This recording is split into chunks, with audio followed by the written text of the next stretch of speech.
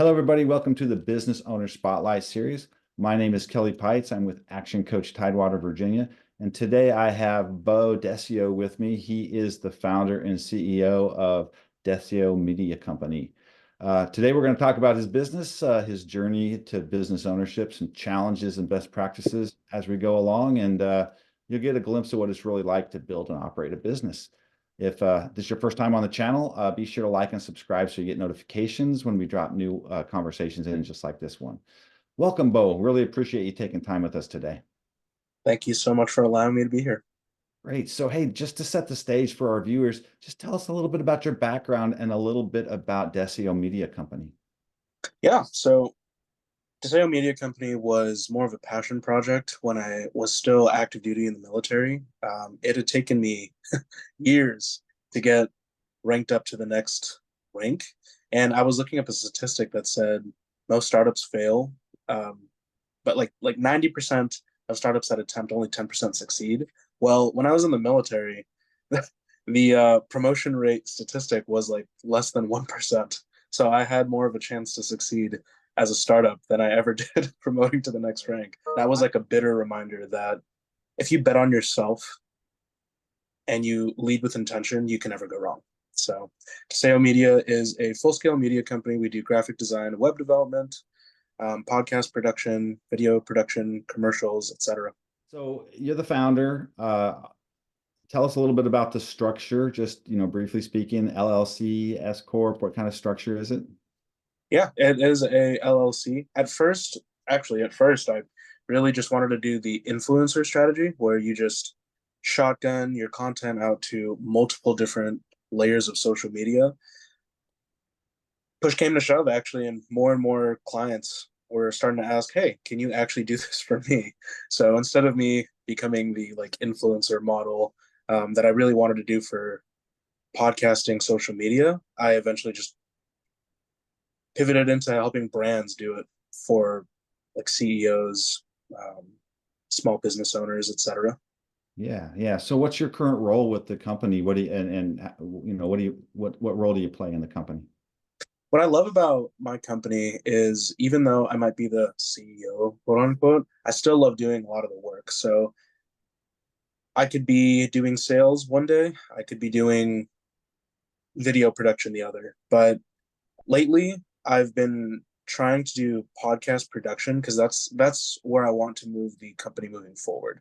If I could stop doing photography, if we could stop doing web development, graphic design, like being a full scale media company and just focus on podcast production, that would be ideal. So as as many people know in the startup community, you have to wear many different hats. Yeah. So that's what I'm doing right now. But I'm blessed enough that we're getting to the point to where we're being able to move in the direction that I want to go to, which is podcast production. Okay. Yeah, I was going to say, as business owners, especially in startups, even people that have been doing it for a while, they wear lots of hats in their company. And there's lots of reasons for that. Sometimes it's out of necessity. Sometimes it's out of fear of giving up control. There's lots of different reasons why people tend to do it. But when you look at your role and how many hours do you spend working, in your business, the job, versus, working strategy planning on your business to try to, grow it? I actually really love this question because one of my monthly retainers, he also helps double as a bit of a mentor when I feel like I'm lacking in certain areas. So he was saying that I'm spending so much time working on the business that I'm neglecting working in the business. So I am one of those founders slash CEOs that are like, taxes? What is that? I have an accountant. Um, like anything that can be outsourced, I try to help outsource. But it's coming to the point to where like I really want to get niche down, and like really just understand taxes. I want to understand workflow optimization. I want to understand operational and project management. Like these things that you could delegate to somebody else. I'm really trying to understand from like the top view versus like being in the military, you get it from the bottom view. Mhm. It's been such an interesting journey because when like other peers or clients call me out on like, yeah, your personal, like you're helping us build our brand, but your personal brand is suffering a bit. And that's like interesting. I appreciate that. So let's move into what makes your business so special. So primarily, who does your business serve? I mean, if I was in the audience, how would I know that I was a good fit for your service? For podcast production, there's been a statistic that I read that, and don't quote me on this, I think it's 30% of the new generation, so Gen Z and moving forward, that have listened to podcasts. That is going to be the primary way that they consume information moving forward. So I have a lot of doctors in my social circle, and they were saying that their sons at 9 years old are learning how to code. How? They started listening to podcasts about how the future is tech. At 9 years old, these kids are like, oh yeah, that sounds interesting. Let me learn how to code. So to me, if you're 9 or 10 years old and you're learning information through podcasts, it would behoove the men and women who are trying to cultivate thought leadership before they pass away that they should move into podcasting as a broadcast of information to educate the younger crowd. At least in my personal opinion, because I'm still fairly young myself, there's going to be a bunch of times where I'm driving, I'm cooking, taking, I'm not sure how salacious we can be. I'm taking a dump, better words, and I'll be listening to a podcast, learning, educating myself. And funny enough, some of the most profound things I've heard have been consumed through a 15-second clip. So Now, what makes your business unique? I mean, why do customer or clients choose you? honestly, that's still a question I ask. Like why me? How did I get so lucky? I actually do think, and this is like the big thing that I noticed, and why I'm such a huge fan of podcasts is every single client I've ever gotten has been a guest on my podcast or was consulting me about podcasts. Many people actually don't realize that podcasting is a very successful lead magnet. And in the world of leads, Alex Hormozy, you want to make sure you have multiple different leads, etc. But if you're already, or not, let me use myself as an example. If I'm already speaking to a person for an hour, that builds rapport, and with rapport builds trust, and with trust, I would say builds a sale. So with them talking to me for an hour and me talking about my expertise, why wouldn't they want to work with me? So I think that, in my personal opinion, what makes Deseo Media special, quote unquote, would be that it's a very personal interaction. Especially on my podcast, it's literally just them talking about their life story and how they got to where they are. If I'm already interested in their life story and where they got to where they are, why wouldn't they trust me? So how do your competitors compare with you? Honestly, what's actually really interesting is the competitor in the area here. I'd always seen as like there are two different media companies, 8 Media and Have a Good Day Studio. I had always considered them like my older brother, older sister agencies. I that I think in the creative world, there's not really a competition. If you just show what you're doing works, everybody just wants to collaborate with you. So 8 Media has outsourced work to me. Have a Good Day Agency has outsourced work to me. It's all about creating that comprehensive ecosystem as opposed to it being competition. Now, granted, they're still like the big top dogs, right? Like celebrities will probably go to them, etc. But it's been nice. But because of them, I've gotten to work from celebrities. So it round and round it goes. Yeah. So it sounds like it's really having that abundant mindset versus a scarcity mindset. Yeah, Uh, there's a lot of work. So this Yeah. leads to marketing a bit, which is something that it's vital to every business. And I'm always curious. Businesses struggle with this typically, and I'm always curious what businesses are doing. So, what percentage of your monthly sales typically is invested back into your marketing budget? I think what's actually really interesting about that is I would say like everything and nothing at all because we are a media company. Like we kind of just do it ourselves. Mhm. If that's a viable answer. Yeah, no, that's viable, but you're paying your employees as part of that. So yeah, okay. So for your business, how many marketing strategies do you use? Honestly, the biggest one is really the podcast as a lead generation for marketing. it doubles as a lead generation, but it also like could I talk about numbers Mhm. for a second? So if a post or a clip had 10,000 views, but only 35 people sent it, or 35 people like saved it on their favorites, Mhm. 10,000 people seeing it shows vanity metrics. It doesn't show intent of returnability, versus if somebody sends it or somebody saves it, that shows intent of returnability. And so like that are like measured. I think I'm not sure, again, like I'm please don't quote me on this, but I think the formula is like, let's say you had 4,000 views over the span of like 30 days. Like 4,000 divided by 30 would be around like a 33% ROI of like new eyeballs Mhm. that showed up. So again, like don't quote me on that. I'm not sure how like super accurate that is, especially like being asked on the spot. But those are formulas that most marketing companies would use to find out if a video is worth producing or if the client needs a specific type of video. Yeah, and the thing is, unless you dig into the analytics, you don't know how long they watched the video, Yeah. watch the whole thing, and when they actually take action with something, right?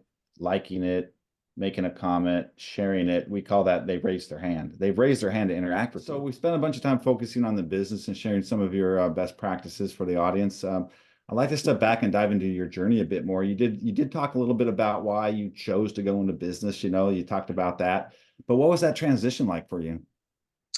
It was interesting because this actually isn't my first venture. I've had multiple failed ventures, but the only one that actually seemed to stick was real estate investing. So I actually do have a real estate investing company as well. And I realized that I was working really, really hard and like sometimes 70, 80-hour weeks to chase money, which is good, right? Entrepreneurship, money, finance. But with the media company, it feels more like I'm chasing purpose. There's a Japanese concept called ikigai, where you put purpose in the middle, what you can get paid for, how you can serve the community, and like just this entire flower that shows all these different traits. But at the center, it combines everything. And in the middle of the flower exists ikigai, and ikigai translates roughly to purpose. Mhm. So, what a shame it would be if I lived my entire life only chasing money.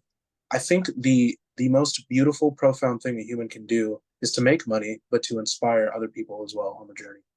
When you look back at the journey so far, what's been the most memorable roadblock or hurdle that you were challenged with that you were forced to overcome? Um, Honestly, the hardest roadblock was joining the military originally. I like our family was broke, like really starting from nothing and then trying to pave your way up. The military was like everything I needed, but it was also everything that was in the way. Like, time. Everything always goes back to just time. Um, Working a 9 to 5 to propel yourself forward is a great methodology. But imagine if you had like all let's say 14 working hours to just dedicate solely to taxes, to lead generation, to making a cold call 50,000 times, Mhm. versus you wake up, do the 9 to 5, then you do your 5 to maybe 10 or 5 to 11, and that's still less time that you have to evolve an idea or scale a business. So really, the biggest roadblock has been time. But this freedom that I've received after leaving the military and saving all the money that I've had for like from real estate investments and my W-2 salary when I was still in the military, and overcoming that constraint of time, I've found that the world kind of has opened up. So, so let's fast forward a little bit and look at what's coming next. So, where do you see your business in the next 3 to 5 years? Ooh, I would like to have Deseo Media Company be scaled to at least a minimum, a six-figure agency by like the end of this year. But I would settle for Deseo Media Company being a six-figure agency by year three. This is assuming that I decide to take all the breaks in the world. I have all the freedom because I have real estate investments. I have whatever dividends I'm living off of from like the stock market when I was still active duty investing in that. So most of my living expenses are cared for. Now it's just this hunger or tenacity to propel the business forward. So, I mean, I would love to say I'm going to make this company into a multi-billion-dollar agency, but realistically, if I'm taking all the breaks, balancing social life, family, working life, only working like let's say 60 hours, 70-hour weeks, at which I honestly I'm not even doing that. I'm working closer to 50. Yeah, I would say like a six-figure agency, 150K a year agency would be great. As we begin to wrap up, I mean, we've covered a lot so far, but as we begin to wrap up, is just a few rapid fire questions, okay? Kind of quick top of the head answers, all right? So what is the key to success for you? Patience and repetition. So what's one piece of advice that you would give someone thinking about going into business for themselves? Don't chase money. If you chase money, you're probably wrong. Okay, one book that you were reading now or you've read most recently? The Subtle Art of Not Giving an F, because I don't know if I can curse. Okay, sounds like a good book. I might check that one out. Um, so if you had to choose only one area of your business that you could immediately improve tomorrow, what would it be?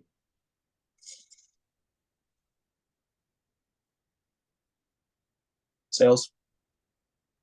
Okay. So before we get into the final question of the day, how can others learn more about you and your company, and how can they get in contact with you? Yeah. My name is Beau Deseo. You could find me on Deseo Media Company at Instagram, deseomediacompany.com, and you can find me on LinkedIn at Beau Deseo.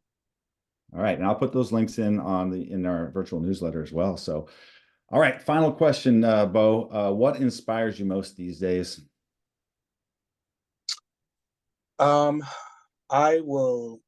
I would love to say that as a Christian, there is a word that I learned when people would make me really mad when they say "be still."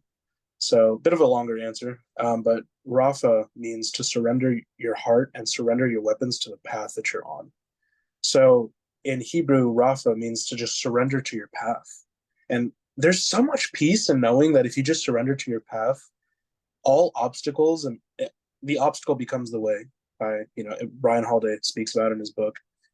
So, if the obstacle is the way, then what is on your path becomes the way, and if you just surrender to the path and you focus only on the path, then what else could you ever hope Yeah, for? I love that because so many business owners, people in general, get frustrated with they have a goal and they think it's a straight line to the goal, but it's Never. not. Sometimes you have to go backwards a little bit. Sometimes you go sideways. It's never a straight line, and you got to be able to embrace those obstacles and then move past them. So, well, Bo, that wraps up the interview. Nice job. I really appreciate talking with you today. Thank you so much. It's been a blessing.